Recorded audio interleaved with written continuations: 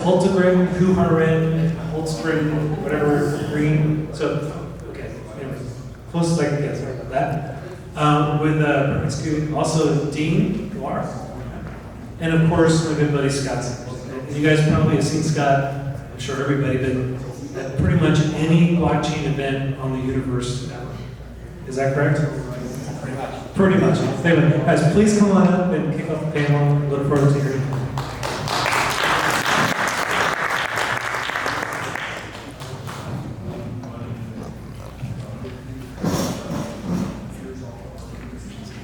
Well, thanks for sticking with us on a Friday afternoon, beautiful Denver Friday afternoon. We will try to make this informative for you guys today, but we're going to talk about some trends in state blockchain regulation. And Dean and I work at Perkins, Coie, and Scott has his own law firm. But we wanted him to help us present this to you because he was on the Colorado Blockchain Council and has direct experience with creating some of the laws for Colorado. So he'll be able to add a lot of color to our presentation.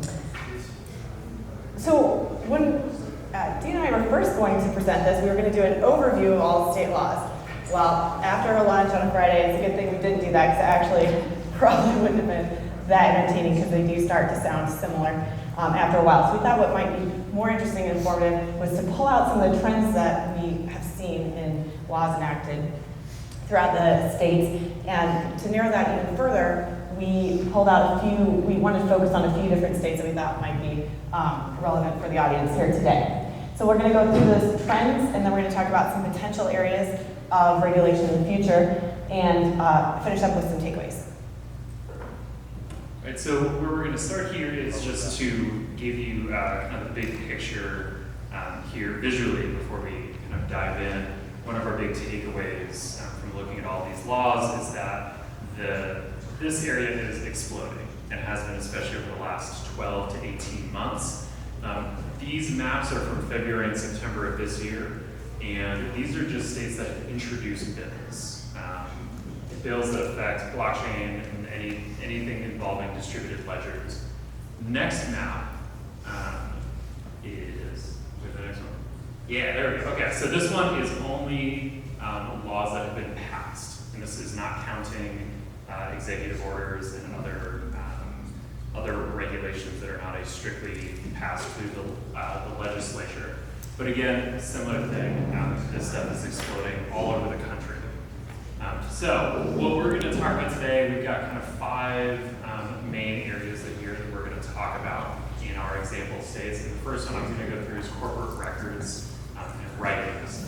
So the first one we want to talk about here is Delaware. Delaware is the home of corporate law in the United States. They set the tone for essentially everywhere else. They got in this space quite early in 2017 when they amended their general corporation law. And what they added was references to electronic networks and databases. And by using that broad term and attaching it in different places in the law, they've essentially built in the room for use of distributed ledger technology when keeping your own corporate records. And then in 2018, they expanded it to statutory trusts, and then also in 2019, they've now expanded it to limited partnerships. So then the next one we've got, okay, yeah. So then Scott, do you want to add in some stuff there about Colorado? Sure. Well, first I would just like to note that I think the corporate law is one of the most interesting of these legal areas because I view blockchains as being a new way to organize people, and that's what corporations are. And already we've seen some experimentations with DAOs, for example, a lot of very interesting projects, not just the DAO, but some of the other ones like Aragon and MakerDAO, are kind of exploring this new way to organize people. And I just think it would be so interesting if state corporate law could recognize that. That hasn't happened yet. I view these laws that are up here as just like merely dipping a toe in the waters of corporate blockchain possibilities. Corporate record keeping and some other things like this. No one's really jumped in yet, but hopefully they're testing it out, and I was super interested to do this with Colorado and the Blockchain Council. Turns out we weren't able to get it through. We only got only one of our proposals was entered into law, which we'll talk about later. But I expect to see more interesting things in corporate law coming up. Okay, so when we're talking about working groups and studies, this is a little bit more. So this one's a little bit softer. But when we're talking about working groups, we're talking about states that are saying we are interested in blockchain, we want to push this forward, but we need to study it first and spend some time on it. So one of these working groups was this 2018 2658 in California, and this is sort of a good example of what most states are doing, where they take a very broad mandate for their working group, and they are essentially looking at generally how can the state implement and use blockchain. They've got a group that's built up of folks in government, private sector, law, security, and so they are working on that currently. Their report is due July of 2020. So we've got a ways to go before we get to that. One other one that we'll mention, though, Colorado has one as well. And Colorado is specifically about the agricultural industry in the state, so they've taken a slightly different route by specifying it to one industry, but it's the same idea. A group, government and private sector, working together to create a report. Theirs is due in January of 2020 to essentially argue how can we implement distributed ledgers into the agricultural industry in the state. Yeah, the working group statutes are interesting because it shows that there's interest there. It doesn't give you the full picture because many of the states implemented the working groups through executive order or in other ways, not necessarily by statute. I guess you could say that it really doesn't mean anything because just doing a study doesn't make any actual change in state law, but it does kind of give us a roadmap about what we can see in the future. The water law is an interesting one. That's like Colorado's little twist because in the West we have different water laws than in east of the Mississippi, and so I'm interested to see what comes out of that. Okay, next area that we'll talk about is regulatory sandboxes. So these regulatory sandboxes are essentially focused in areas that have high regulation and allow for innovation by removing some of those rules and laws that would normally apply to entities in those areas. So financial area is absolutely one of those areas. It's highly regulated, and so for a financial for innovation, to allow innovation for companies, these these sandboxes allow companies to innovate and allow products or to give products to customers without having to have the proper licenses. So it's a way to innovate in that area. So Arizona passed the first one, and there is another state. Let's see, not Colorado, but there's another one. We're having different slides than we thought. In any case, I think Wyoming has the other one. So yes, okay. So Scott had some thoughts on this too. I think the regulatory sandbox is an interesting idea. It is something that we discussed extensively on the Blockchain Council in Colorado. The purpose of the regulatory sandbox is to allow experimentation in an area where it might be burdensome to comply with all the regulations. And so I think we love that idea. Some people expressed the opinion that complying with the sandbox is just as onerous as the regulations would be, so that it, not needed. But there is this feeling when you're a cryptocurrency user or a cryptocurrency business that you're kind of viewed as a criminal by many people. And there's this feeling that you're like, the regulators are just waiting for a reason to punish you as soon as they can find one. So I love the idea of the sandbox. We ended up not doing it, but I'd really be interested to see if these sandboxes did attract companies and experimentation in those states. So money transmitter laws is another area that we're seeing regulation. And so a money transmitter is an entity that transfers money for a fee. And it's defined a little bit differently in each state, but generally that's the idea. So Wyoming passed a law for exempting virtual currency activities from their laws. So there's been a couple more. So let's see, Rhode Island recently enacted a law, as well as North Carolina. And these ones had a little different twist. So in Rhode Island, they actually stated that virtual currency activities fall under their money transmitter law. So, different from Wyoming, but the general consensus is that it's good to have regulation in this area because it legitimizes the transfer of digital currency. So we're seeing trends in this area as well. The money transmitter laws have been a bit of a thorn in the side of cryptocurrency users for a long time because they were written, pertaining to fiat currencies because that's what existed before crypto. And there's always been this kind of question, there could be a cloud hanging over the users, like, is this thing I'm doing, like punishable or is it not allowed? And it affected me. I used to sell bitcoins on local bitcoins, and I decided that I should stop doing that because I have a law license, and if I was found to be an unlicensed money transmitter, that would be potentially problematic for me continuing with my employment in my life. So I stopped. The statutes aren't the only way to handle this. This is an issue that we talked about at the Blockchain Council, and our banking commission issued guidance stating that any crypto-to-crypto transfer would not be punishable under this. So that's another way to do it. Probably not as much protection as a statute because it's more easily reversible, but we were very pleased with that outcome. So the last trending area that we want to talk about is in securities law. So huge caveat here. We're talking about state laws, but there is the federal law that would preempt almost all the state laws. So that is a very unsettled area, as you probably are well aware. But nonetheless, there are states passing securities laws. And I'll let Scott talk about the Colorado securities law. So the Colorado Digital Token Act is the only proposal from the council that ended up becoming law. It's of the form of securities laws that's like a carve-out.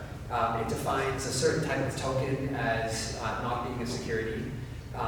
As this law defines it, if the token has a consumptive use or a consumptive purpose, then it's not going to be a security. In other words, if it doesn't purely represent value or ownership, but rather can be used on a platform. And the hope there was that this would encourage experimentation in Colorado. And there was a time when I looked at it and I thought, well, no one's going to use this because this only pertains to the state, and anyone who crosses state lines would be under jurisdiction of the SEC, so probably no one will do it. But to my surprise and delight, there's been at least one company that is already registered and is going to do a Colorado ICO. So I'm super stoked about that, and it's Replicant, and I can't wait to see how that works out. I guess the other one worth mentioning would be Wyoming. They actually created, I think, a whole new chapter for securities laws, trying to differentiate between the utility tokens and other things that are actually securities and should be regulated under securities law. So a lot of movement in Wyoming law there. We wanted to quickly mention this, and this is a little more employment law, but it really might affect a lot of blockchain companies. So this law has been enacted in California, will actually take effect in January of next year, but essentially it broadens and requires companies to name and designate people as employees in a much broader sense than in the past. And really, so if the company is exerting control over how a person performs their work, like where they do it, and or if their work is as a major part of the company's regular business. So if you're a blockchain company, your software developers are probably contributing to the core of that business. They will probably be designated as employees, and so this really might have some effect, quite a bit of effect. Either the company may have to offer them benefits. And also it might impact their IP rights. So just to kind of wanted to highlight this as well because there's proposed legislation in other states too, New York, Washington, and Oregon.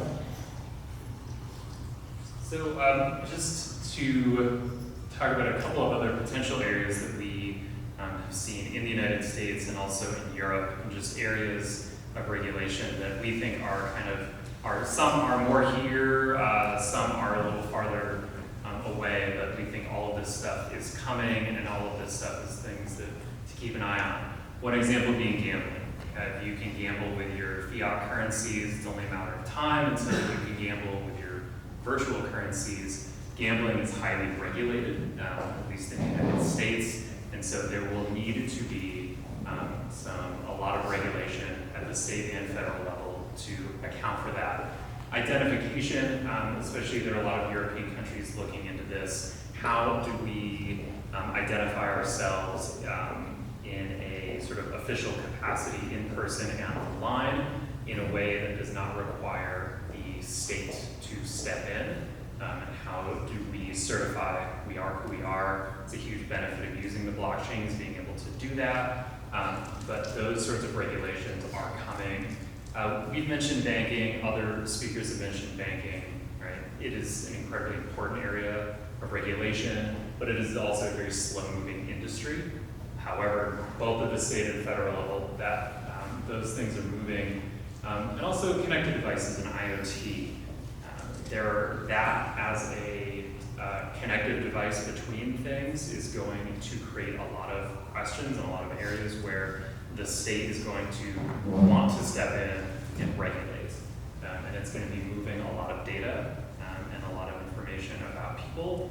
And so that is also areas where states are going to start regulating. And at least in, Scott, if you want to speak to Colorado. Yeah, well, actually on the connected devices, I think that's a very interesting one because as many people know, blockchains have scaling problems, and if you ever went back and read the mailing list where Satoshi announced Bitcoin, one of the first things that people talked about was, is this going to scale? And I remember my own reading and thinking, like, there's no way that it's a record of all the transactions. Yes, it is a record of all the transactions. And so if you want to have a lot of devices, like potentially millions to billions of these devices, how could you do it? Well, one solution is a so-called layer 2 solution, also known as payment channels. And the Lightning Network is an example in Bitcoin. And so if you can hook up the Lightning Network, you can make a lot of cool things happen, like machines where you can like send a few Satoshis, penny shavings, as they're sometimes called, and the machine can do something, you can dispense something, and it's pretty awesome. Well, some people have suggested that running a level 2 payment channel is money transmission. And so that's just an example. It's not just businesses that have to worry about it, or people like me who want to sell coins to strangers. This could potentially become a big issue. So we'll just finish up with a few takeaways. As Dean showed you on the first slide, change is happening quickly from the proposed laws to the enacted laws. States are trying to look first at businesses, so the corporate writings and records laws seem to be popping up more often than any of the other types of state regulations. The Midwest and West Coast are leading the nation, certainly Wyoming, California, even Colorado a little bit. And there's definitely trends in these laws, but no state looks like, the laws in one state do not look like the laws in another state, so there's not really uniformity yet. That is all we had. Thank you so much for your attention.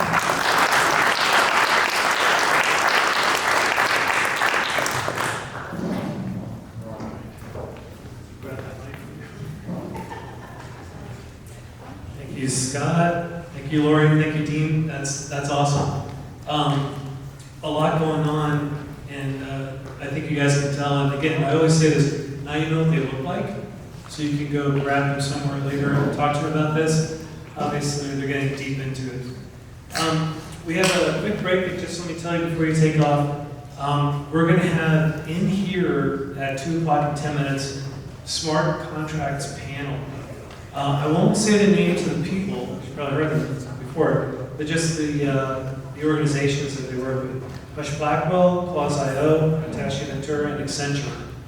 So it'll be an interesting discussion on the Smart Contracts panel. The other thing is across the hall. So now we can have blockchain use cases on the IBM platform. So that'll be across the hall. So if you're interested in the use cases on the IBM platform, jump across the hall. But meanwhile, there's still coffee to be had. So let's do that.